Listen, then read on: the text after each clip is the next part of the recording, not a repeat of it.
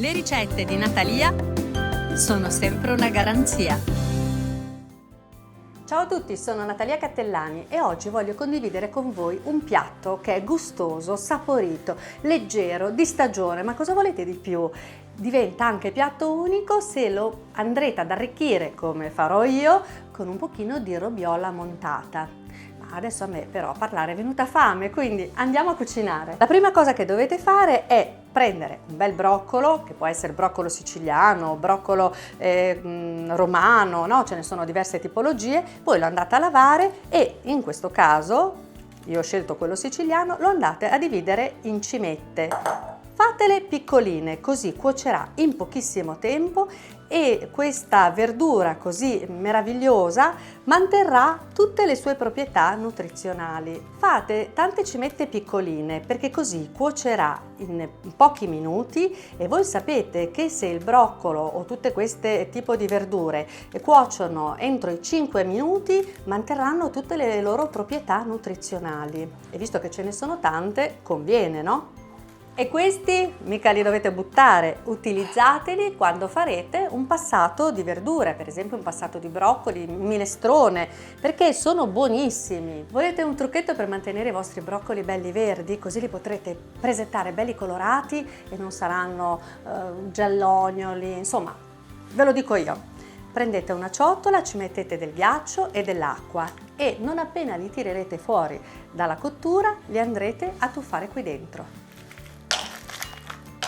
Bene, bene.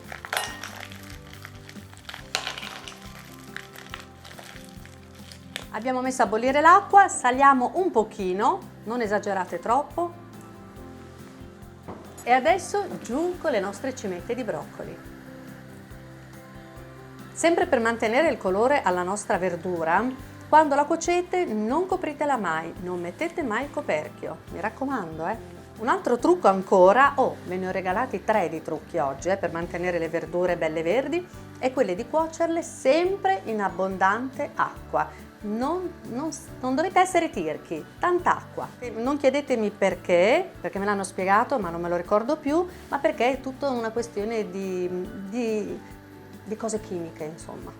I broccoletti sono cotti, quindi adesso io li scolo bene e guardate qua, li metto nella nostra ciotola con acqua fredda e ghiaccio.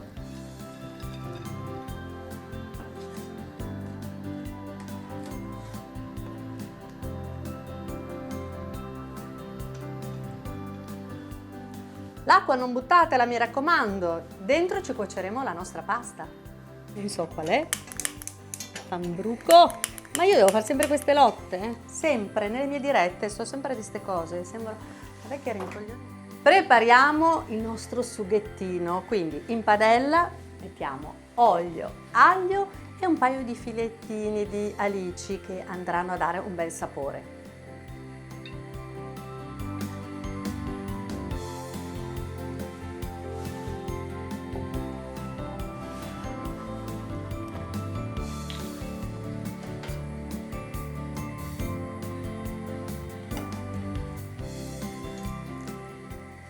Fate andare tutto dolcemente perché gli alici si dovranno sciogliere e l'aglio dovrà rosolarsi, non bruciare. Ragazzi, o vi mettete il grembiule o state lontano perché le alici fanno così, sono odiose, schizzano da morire. Tutto sciolto per bene, vado ad aggiungere metà dei nostri broccoletti.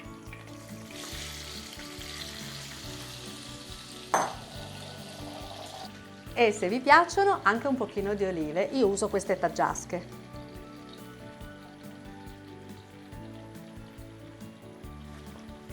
Un po' di peperoncino non lo vogliamo? Noi sì.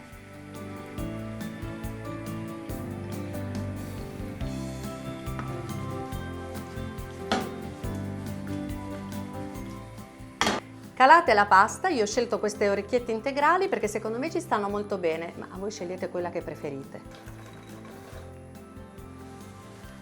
Mentre la pasta cuoce ci andiamo a preparare il pesto con i broccoli che abbiamo tenuto da parte. Vedete che sono qua, belli verdi. Quindi li prendo dalla mia ciotola e utilizzate un cutter, così. Al nostro pesto andiamo ad aggiungere un pochino di semi di zucca. Queste sono cose in più, ma io ve le devo dare un po', vi devo dare un po' di consigli, un po' di cose particolari. Se non avete i semi di zucca non metteteceli, oppure per esempio potete utilizzare le mandorle. Andiamo ad aggiungere un paio di cucchiai di pecorino, 2,5. Allunghiamo con un po' di acqua di cottura della pasta e un pochino d'olio. Poi mano a mano lo andremo ad assaggiare e lo aggiusteremo a nostro gusto. Via!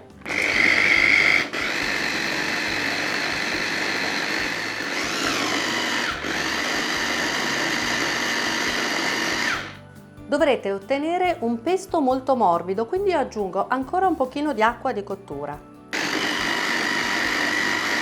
Quindi per i miei amici chef, più che pesto, diciamo che abbiamo fatto una bella salsa. Perché così dopo voi mi rimproverano, non è un pesto, è una salsa. Io l'assaggio.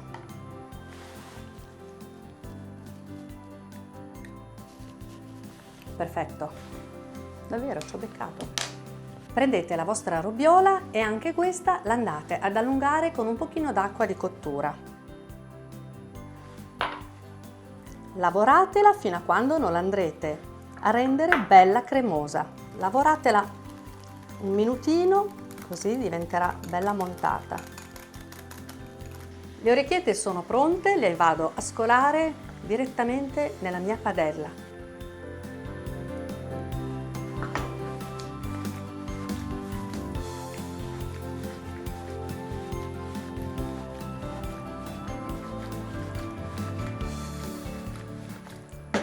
Stanno facendo la cremina.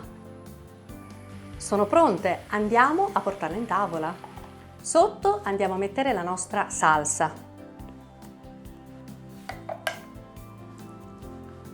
Così sarà una sorpresa per i nostri ospiti. Confesso che questa ricetta, un po' modificata, l'avevo mangiata tantissimo tempo fa in un ristorante a Trani, in Puglia, e c'era una cremina sotto a queste orecchiette che mi aveva davvero conquistata. Poi mettiamo le orecchiette.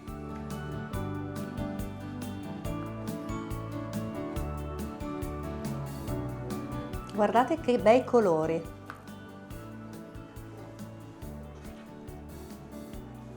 E adesso manca il tocco finale, la nostra robiola. Andiamo a mettere a tocchetti qua e là, così sarà più divertente gustarla.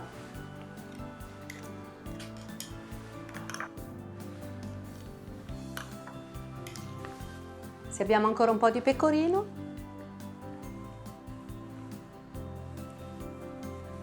E per me il piatto è pronto. Un piatto di casa che è diventato gourmet.